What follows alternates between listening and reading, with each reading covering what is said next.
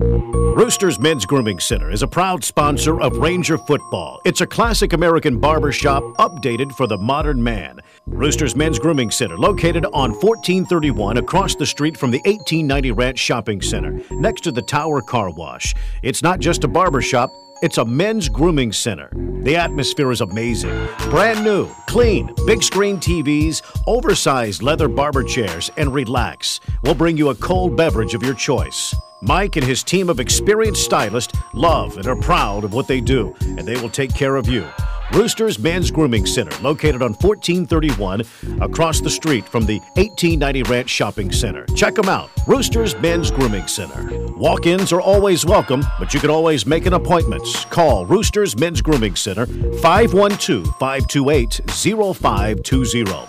That's 512-528-0520. 0520. Roosters Men's Grooming Center on 1431. SOS! SOS! SOS! SOS!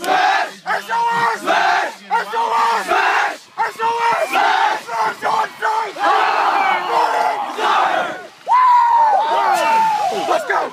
Go! Go!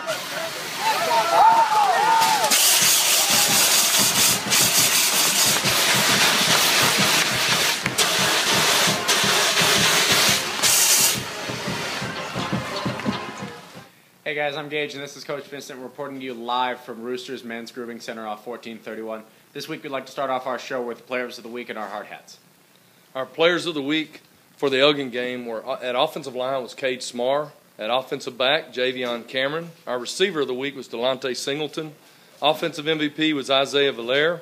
Our defensive back of the week was split between Alex Quintero and Kevin Harris, and our defensive lineman of the week was Ryan Ritchie.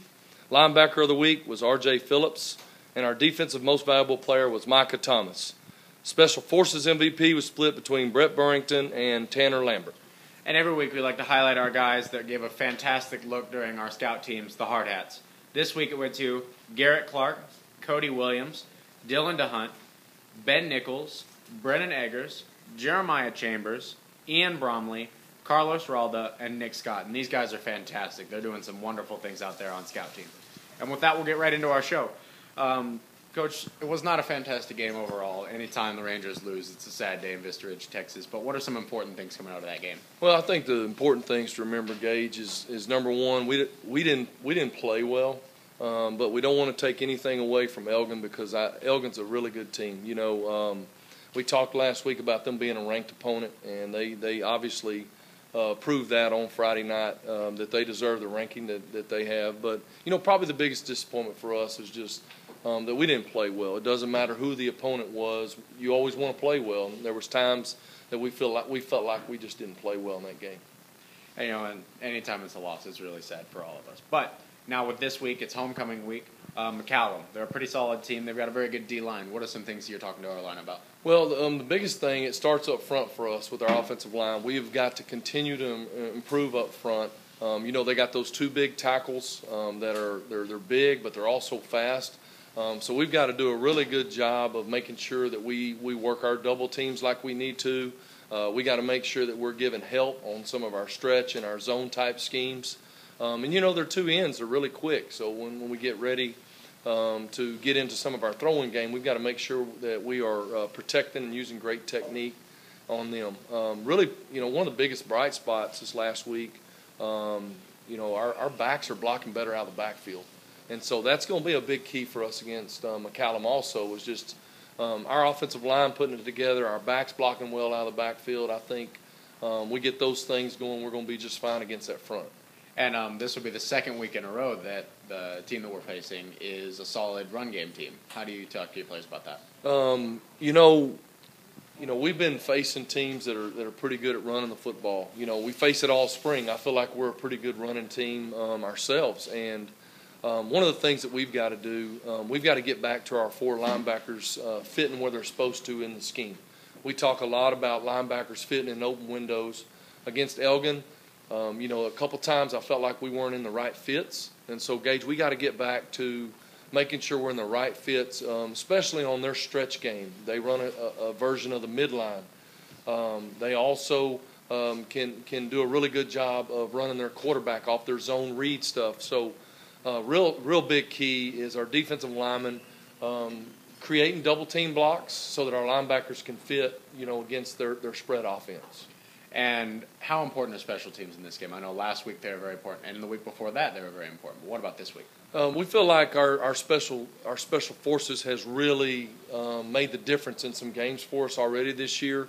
We had solid performance by several guys the other night again, but we feel like they've got a great kicker.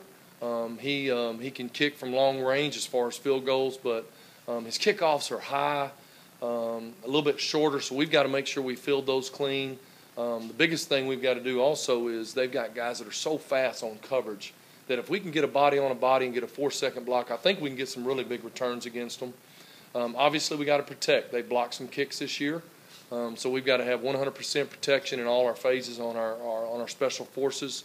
And then, one of the things we didn't do last week, we take a lot of pride on special forces in scoring or setting up a score in a game, and we didn't set up a score last week, and that's one of the things we got to come out and do this week. And this game is a pretty big game. It's homecoming. It's a very festive event in our Vista Ridge, Texas. What are some things we can look forward to? Well, Gage, we mentioned it last week, but our first ever homecoming parade, Wednesday at 7 o'clock. We want everybody to bring out their families. There will be performances by our band, our Star Steppers, by our cheer. There'll be floats. There'll be a contest. It's going to be an exciting night. Wednesday night, right down Park Street into Gupton Stadium, we'll have a community pep rally. If our fans have never got to venture into our gym on a pep rally occasion, this gives them a glimpse of what goes on at our pep rallies. And then obviously we've got great games going on Thursday night.